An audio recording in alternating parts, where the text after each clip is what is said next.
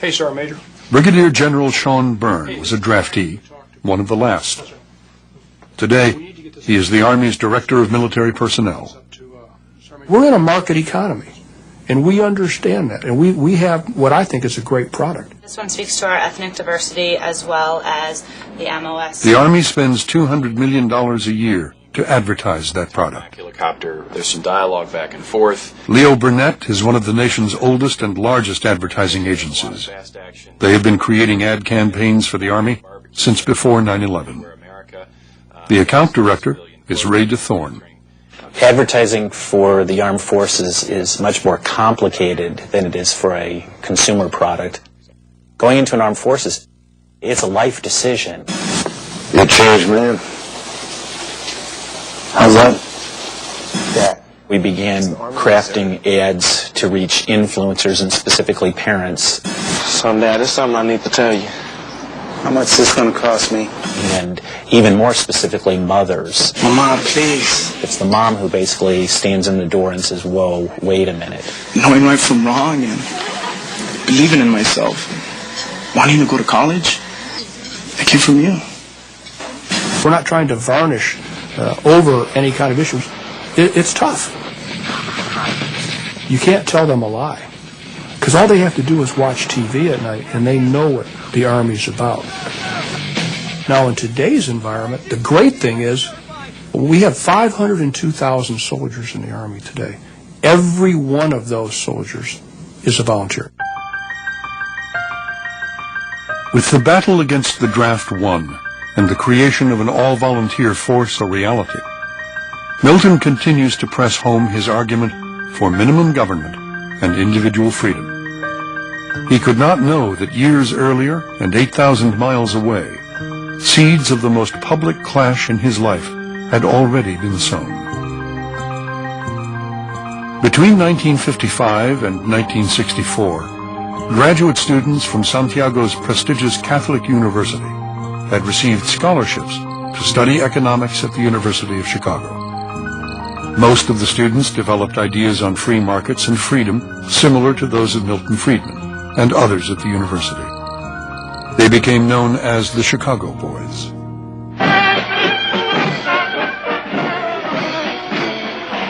In 1970, with the support of Cuba's Fidel Castro, Chile elects the first communist president in the Western world. Salvador Allende immediately nationalizes basic industries and controls prices and wages. The Chicago Boys remain quietly in the background. One of them is Rolf Luders, who earned his PhD with Milton. Under Allende, the rate of increase in prices annualized of the month of September 73 was 1,000%. 1,000%. There are food shortages and strikes.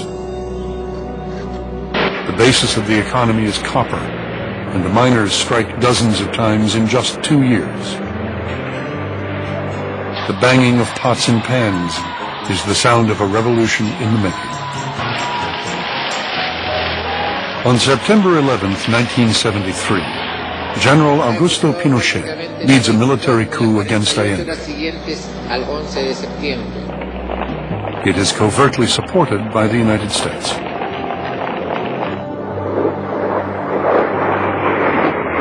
Pinochet and his generals bomb the presidential palace. Allende is either murdered or commits suicide. The Chilean economy continues to decline. In time, Pinochet begins to listen to the Chicago Boys as they offer their proposal for economic recovery.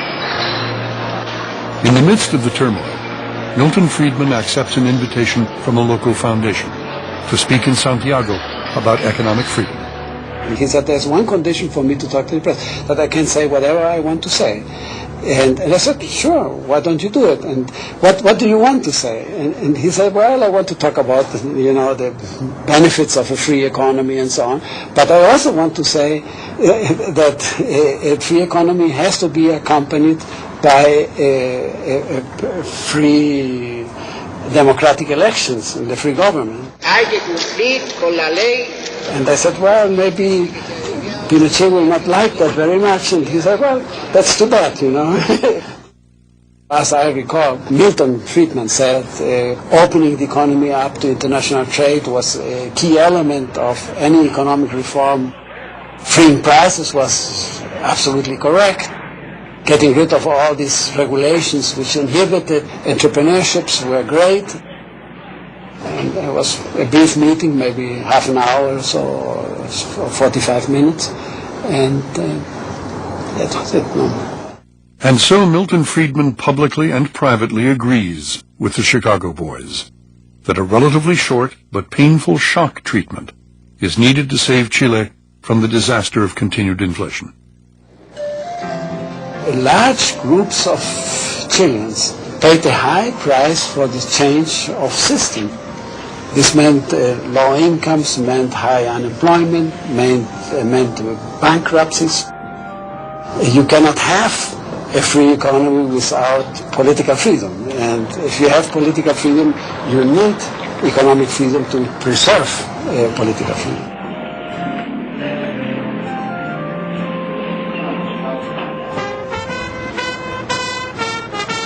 In December 1976, Milton arrives in Stockholm to accept the Nobel Prize in Economics. The news of his trip to Chile and his conversation with Augusto Pinochet has preceded him. From the time we have landed in Sweden, we had 24-hour police protection. There was this demonstration of about 5,000 people in front of the Nobel ceremony place. In order to go from the one place to the other, we had to go out of a back door. You people have such a distorted idea of what went on. Let me tell you some facts.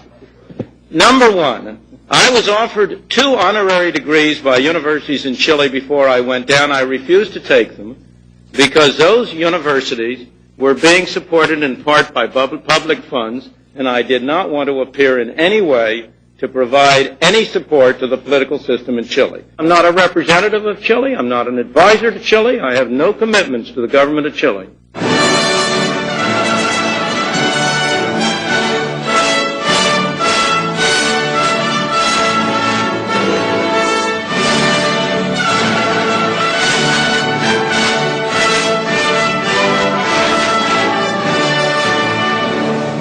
I now turn to you, Professor Milton Friedman.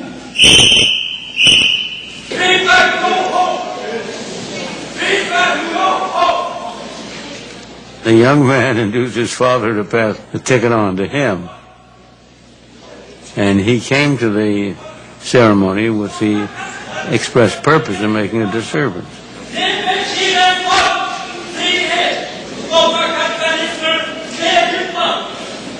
I am very sorry for this incident. It could have been worse.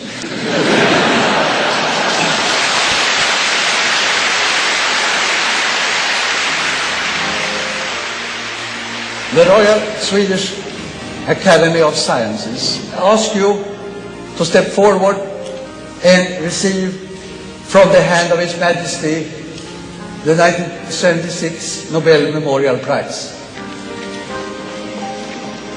Let me emphasize that the Swedish people were wonderful. There was a very large number of people who came up to us and apologized for what had happened.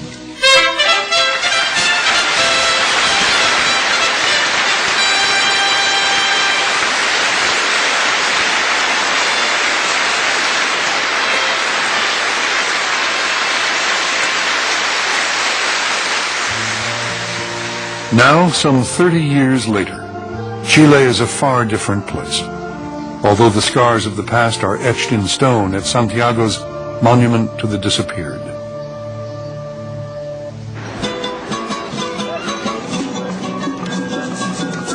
For the majority of its citizens, modern Chile has been called an economic miracle.